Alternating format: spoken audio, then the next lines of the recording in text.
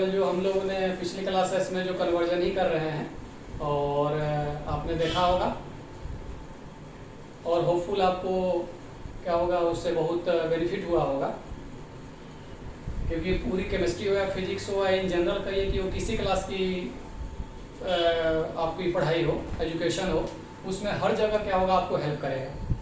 तो जिस तरह से वॉल्यूम केमिस्ट्री में काफ़ी इम्पोर्टेंट है, उसी तरह से हमारे पास और भी बहुत सारी फिजिकल क्वांटिटीज़ काफ़ी इम्पोर्टेंट है।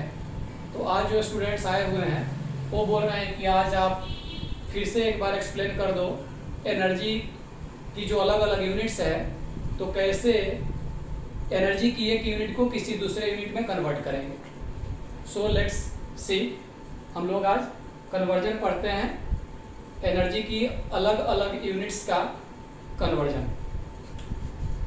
तो आप चेक कर लें, हेडिंग बना लीजिए एनर्जी। तो आप जानते हैं कि जो एनर्जी है वो बहुत तरह का होता है।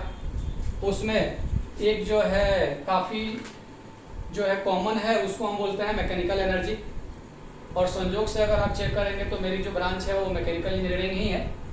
तो उस केस में हम जो मैकेनिकल इंजीनियरिंग में हम लोग क्या होगा, बहुत सारा आप लोग खुद जब इंजीनियरिंग करेंगे तो ब्रांचेज पर क्या होगा उसमें आपको पढ़ना होगा। तो हम वहाँ तो जाएंगे नहीं, हम तो अपने आपके जो बेसिक्स हैं उसी पे आपको हम कंसेप्ट सिखाएंगे। तो एनर्जी का जो कोई भी फॉर्म आप ले लीजिए, उसकी एसआई यूनिट हो या सीजीएस यूनिट हो या अदर यूनिट्स हो, वो सेम ही आप बोलेंगे। जैसे हम कह दें कि काइनेटिक एनर्जी हमने ले लिया तो बोला जाएगा उसका एसआई यूनिट तो जूल ही होगा। ये नहीं कि अब कोई साउंड एनर्जी आपको बोल दे और कहे कि भाई बताओ उसका एसआई यूनिट क्या होगा, तो आप कुछ अलग नहीं बोलेंगे, वो क्या बोलेंगे, आप जूल ही बोलेंगे।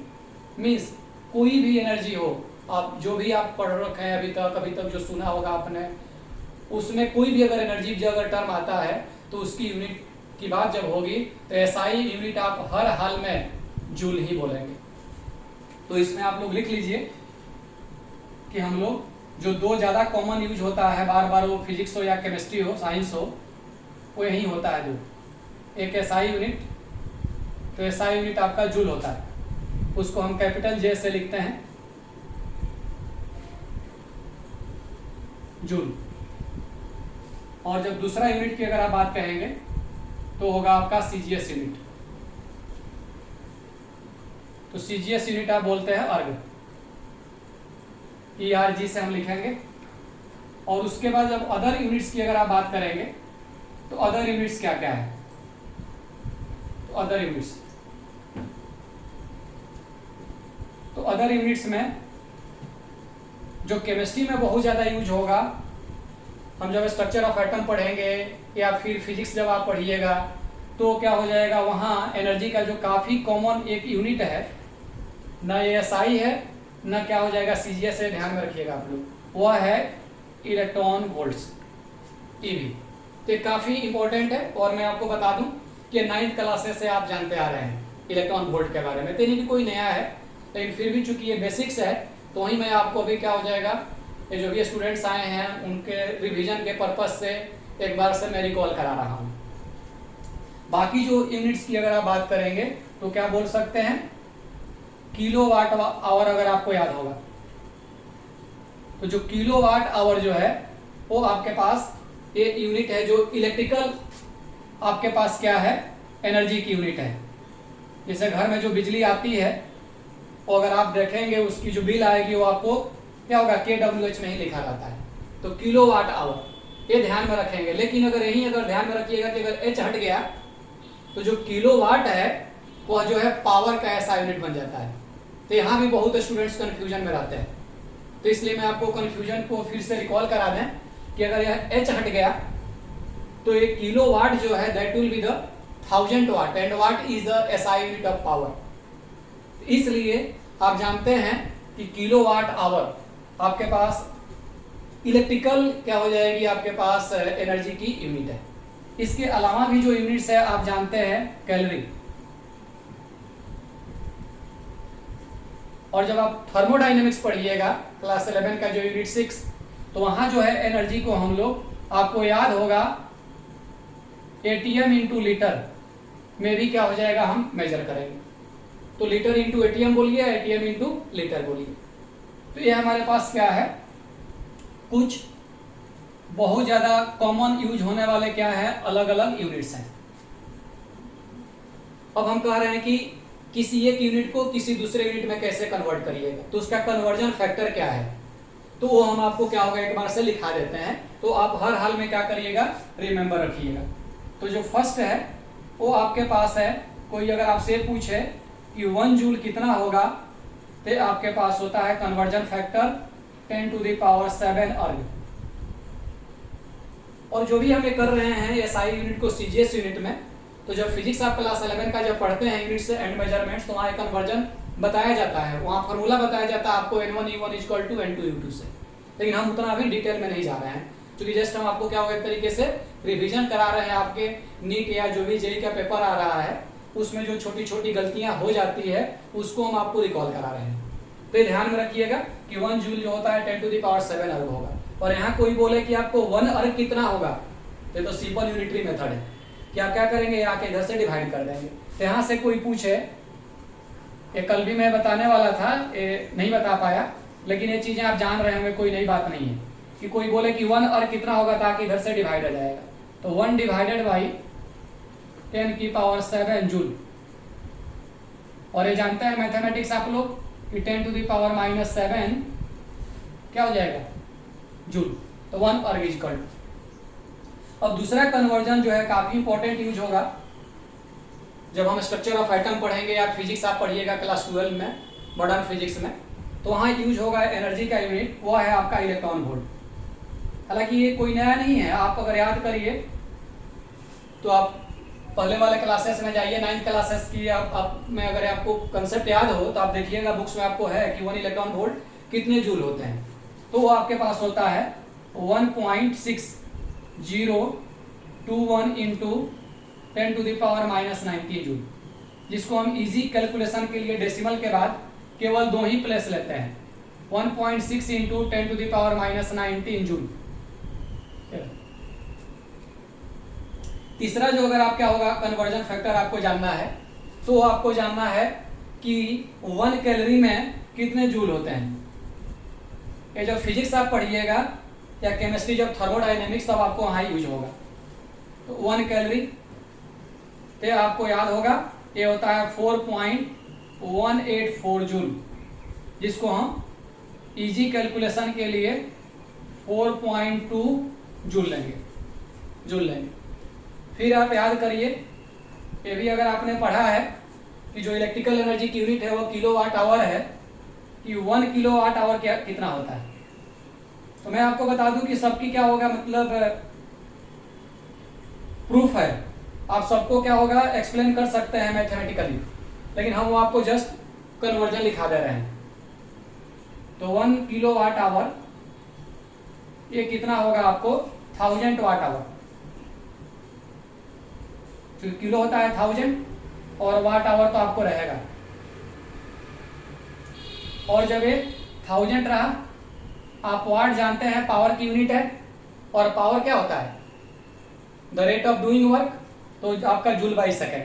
तो आप इसको लिख दीजिएगा 1 जूल बाई 1 सेकेंड, इसको आपने लिख दिया।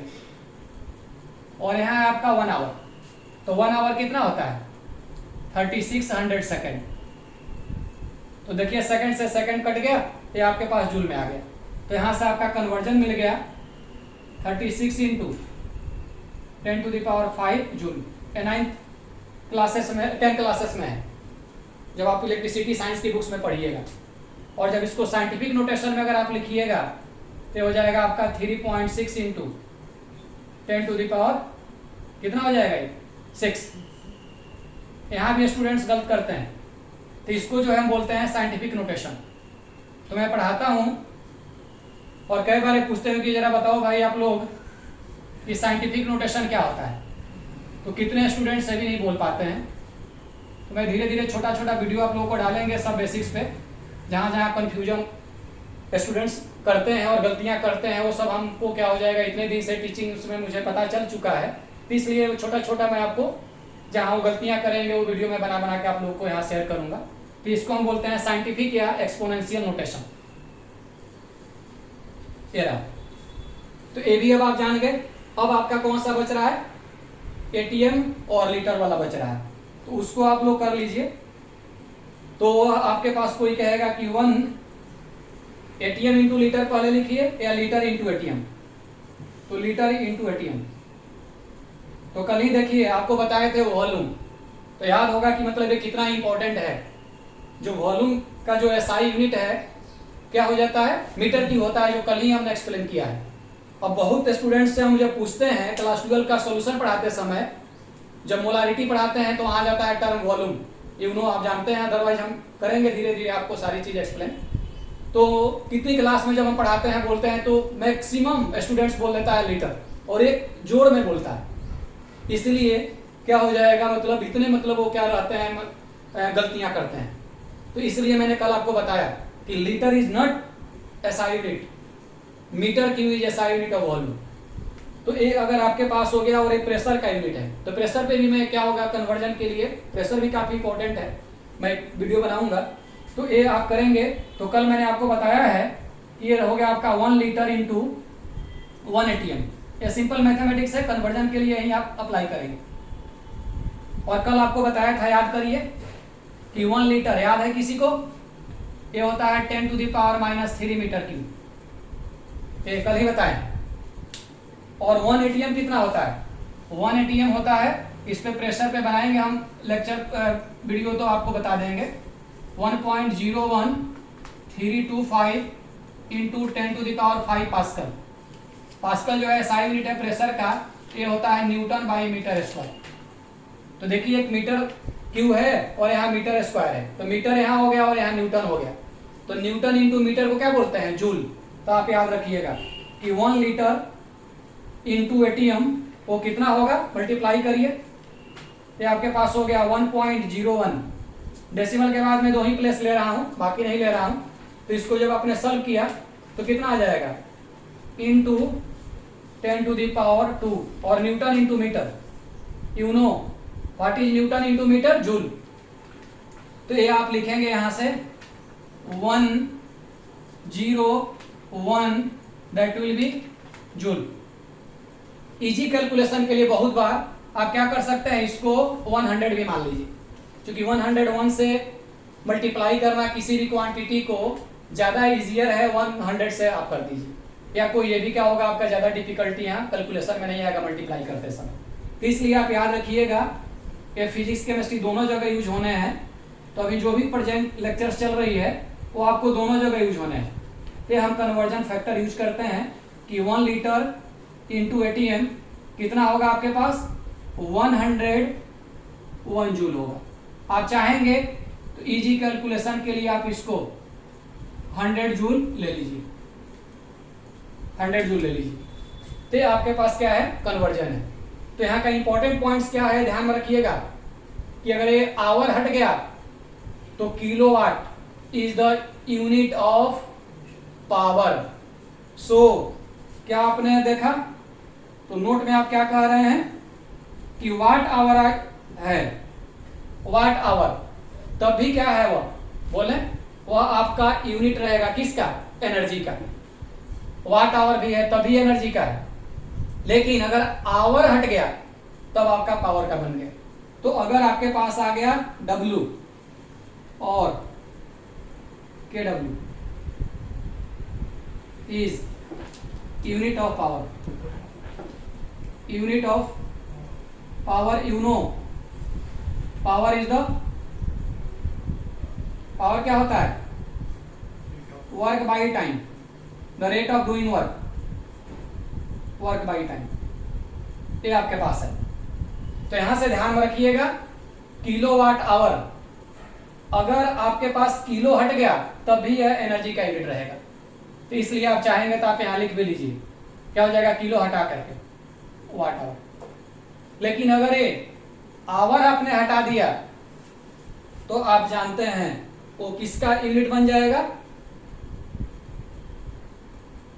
किसका यूनिट बनेगा बोलिए आप लोग, वो यूनिट बन जाएगा आपका, अगर आवर हटा दिया आपने, मींस आवर है ही नहीं, या तो किलोवाट है या तो वाट है, तो वो आपके पास जानते हैं पावर।